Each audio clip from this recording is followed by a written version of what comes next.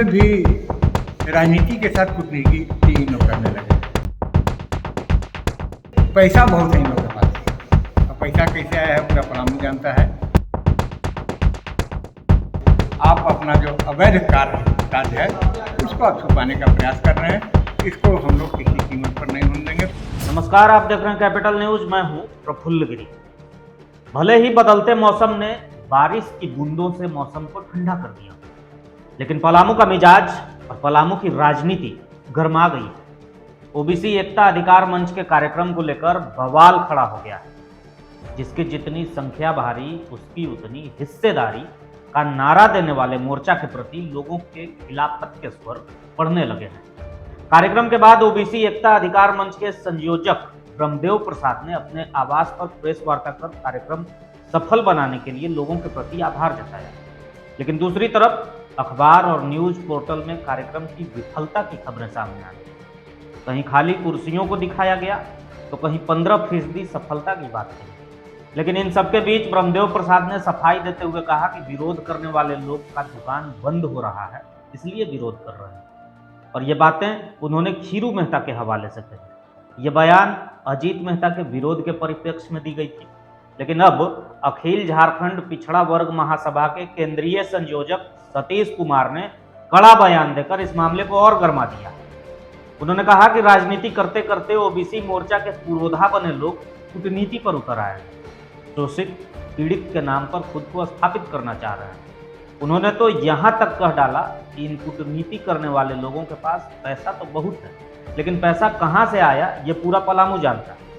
भोली भाली जनता को बरगलाकर उनके समर्थन के आड़ में अवैध कार्यों को बढ़ावा देने का आरोप लगाया। जिसकी जितनी संख्या भारी वाले नारे पर उन्होंने स्पष्ट करते हुए कहा कि ओबीसी मोर्चा में अति पिछड़ा वर्ग के लोगों की संख्या ज्यादा है और वो लोग राजनीति और कूटनीति करने वाले लोगों के झांसे में नहीं आए। अति पिछड़ा वर्ग के लिए आयोग के गठन की मांग करते हुए उन्होंने बीडी प्रसाद, आरडीएस रमाडा के मालिक रामदास साहू को निशाने पर रखा। तो पहलकदमी बेहतर था इन लोग का, लोगों को संगठित करने का एक प्रयास किए थे, मगर इसमें भी राजनीति के साथ कूटनीति इन लोग करने लगे। ठीक है, तो रमाडा के मालिक हैं, इधर ब्रह्मदेव प्रसाद हैं, पैसा बहुत है इन लोग के पास। अब पैसा कैसे आया है पूरा पलामू जानता है, उसमें कोई संदेह का बात नहीं है।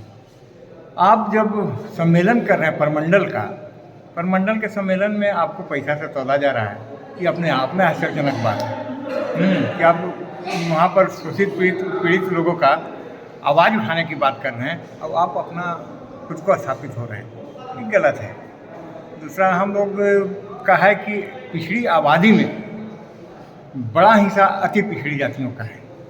आप व्यवसायिक वर्ग के लोग हैं, संख्या आपका उसमें 3 या 4% से ज़्यादा नहीं होगा।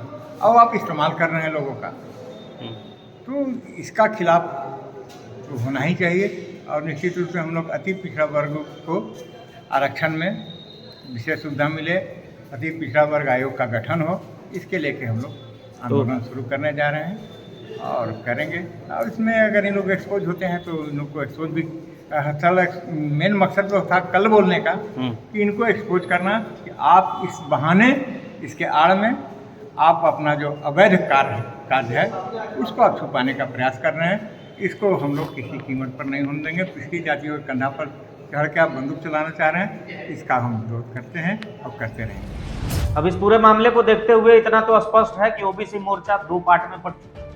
पहले कुशवाहा महासभा के पलामू जिलाध्यक्ष अजीत मेहता और अब सतीश कुमार का बयान ये बता रहा है कि ओबीसी एकता अधिकार मंच के बैनर तले सब कुछ ठीक ठाक नहीं चल रहा है।